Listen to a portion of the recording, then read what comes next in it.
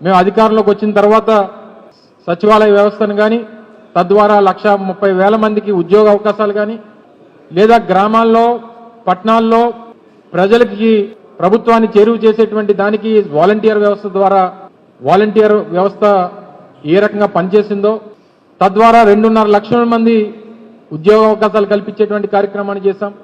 అనేక సంక్షేమ పథకాలు అమ్మఒడి కానీ రైతు భరోసా కానీ వైఎస్ఆర్ ఆసరా కానీ వైఎస్ఆర్ చేయూత కానీ ఇలాగ 5 సంవత్సరాల్లో దాదాపు 2,75,000 కోట్ల రూపాయలు డైరెక్ట్ బెనిఫిషరీ ట్రాన్స్ఫర్ ద్వారా పేదవాడికి అందించేటువంటి కార్యక్రమాన్ని చేశాం.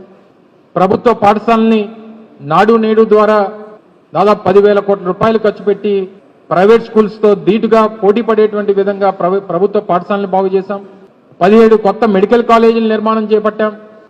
రామాయపట్నం పోర్టు కానీ బందర్ పోర్టు కానీ లేదా శ్రీకాకుళంలో మూలపేట పోర్టు నిర్మాణాలు దాదాపుగా పూర్తి చేసేటువంటి కార్యక్రమాన్ని చేశాం. మన ఉత్తరాంధ్ర ప్రాంతానికి సంబంధించి భోగాపురం ఇంటర్నేషనల్ ఎయిర్పోర్ట్ ఈరోజు ఏ స్థాయిలో పనులు జరుగుతూ ఉన్నాయో మీరు చూస్తూ ఉన్నారు. దానికి నాంది పలికాం.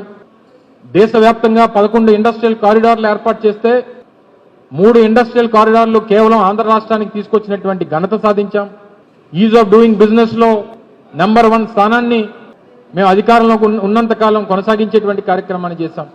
ఫిషింగ్ హార్బర్ల నిర్మాణం కానీ ఫిష్ ల్యాండింగ్ సెంటర్ల నిర్మాణం కానీ ఇలాగ అనేక రకాలైనటువంటి కార్యక్రమాలు చేసి ఆర్టీసీని ప్రభుత్వంలో విలీనం చేసేటువంటి కార్యక్రమం కానీ వైద్య రంగంలో దాదాపు 50,000 మందికి ఉద్యోగావకాశాలు కల్పించేటువంటి కార్యక్రమాలు కానీ నాడు నేడు ద్వారా హాస్పిటల్స్ బాగు చేసేటువంటి కార్యక్రమాలు కానీ ఇన్ని కార్యక్రమాలు చేసినా సరే ప్రజలు దేనివల్ల తిరస్కరించారు, ఎందుకు తిరస్కరించారు, వీటి మీద సమీక్షించుకునేటువంటి దానికి ఈ సంవత్సరంలో వచ్చినటువంటి ఫలితాలు పార్టీ పరంగా పార్టీలో ఉన్నటువంటి కార్యకర్తలు కానీ లేదా పార్టీ నాయకత్వం కానీ సమీక్షించుకునేటువంటి దానికి మొన్నటి ఫలితాలు అనేక పాఠాలు నేర్పించేటువంటి దాంట్లో ఈ సంవత్సరం సందేహం లేదు.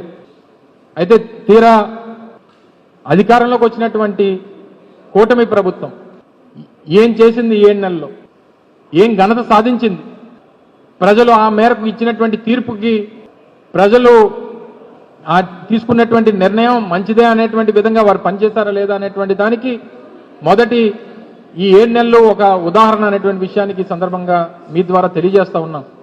అధికారంలోకి రాగానే చంద్రబాబు నాయుడు గారు ప్రప్రథమ సంతకం మీ అందరికీ తెలుసు డిఎస్సి మీద పెట్టారు. డిఎస్సి ద్వారా దాదాపు 6,700 మందికి ఉద్యోగ అవకాశాలు కల్పిస్తామని చెప్పి తొలి సంతకం ఏమైపోయిందో ఒకసారి సమాధానం చెప్తే బాగుంటుందని చెప్పి మీ ద్వారా అడుగుతా ఉన్నా. దానికి సంబంధించినటువంటి నోటిఫికేషన్ లేదు, దానికి సంబంధించినటువంటి షెడ్యూల్ లేదు. తీరా 7 నెలలు కాలం గడిచిపోయింది. ఏం జరగబోతుందో తెలియనటువంటి పరిస్థితుల్లో పాపం ఆశ పెట్టుకున్నటువంటి ఆ యువత ఈరోజు ఏమైపోతామని తెలియనటువంటి పరిస్థితిలో యువత ఉన్నారు.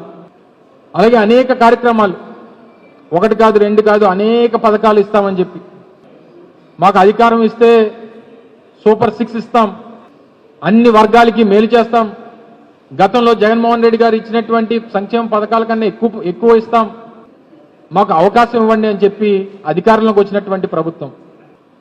ఉదాహరణకి మొన్ననే 13వ తారీఖున రాష్ట్ర వ్యాప్తంగా పెద్ద ఎత్తున రైతుల పక్షాన పోరాటం చేసింది వైఎస్ఆర్ కాంగ్రెస్ పార్టీ జగన్మోహన్ రెడ్డి గారి పిలుపు మేరకు. తీరా చూస్తే ఏదైతే వారు అధికారంలోకి వచ్చిన తర్వాత ఇస్తామన్నటువంటి 20,000 రూపాయలు పెట్టుబడి సాయం కింద ఇస్తానన్నటువంటి 20,000 రూపాయలు ఏమైపోయిందని చెప్పని అడిగితే సమాధానం చెప్పేటువంటి పరిస్థితిలో ప్రభుత్వం లేదు. అమ్మఒడి కింద 15,000 రూపాయలు ఇస్తామని చెప్పి ఎంతమంది పిల్లలు ఉంటే అంతమందికి ఇస్తామని చెప్పినటువంటి అమ్మఒడి లేదు.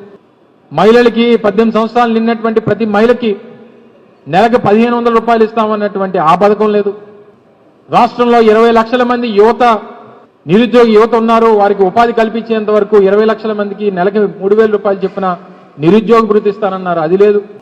ఈ చెప్పినటువంటి పథకాలు కాకుండా ఏదైతే పిల్లలకి ఇవ్వాల్సినటువంటి ఫీజు రీయింబర్స్మెంట్ 3,900 కోట్ల రూపాయలు అది బకాయిలు ఉండిపోయినాయి. ఆరోగ్యశ్రీ కింద కట్టాల్సినటువంటి నెట్వర్క్ హాస్పిటల్స్ కట్టాల్సినటువంటి 3,000 కోట్ల రూపాయలు అవి బకాయిలు ఉండిపోయి కొన్ని హాస్పిటల్స్ అయితే ఆరోగ్యశ్రీ పేషెంట్లనే తీసుకున్నటువంటి పరిస్థితులు ఈరోజు రాష్ట్ర వ్యాప్తంగా కనబడతా ఉన్నాయి. సంవత్సరానికి 3 గ్యాస్ సిలిండర్లు అన్నారు, ఈ సంవత్సరం అడిగితే 1 అన్నారు.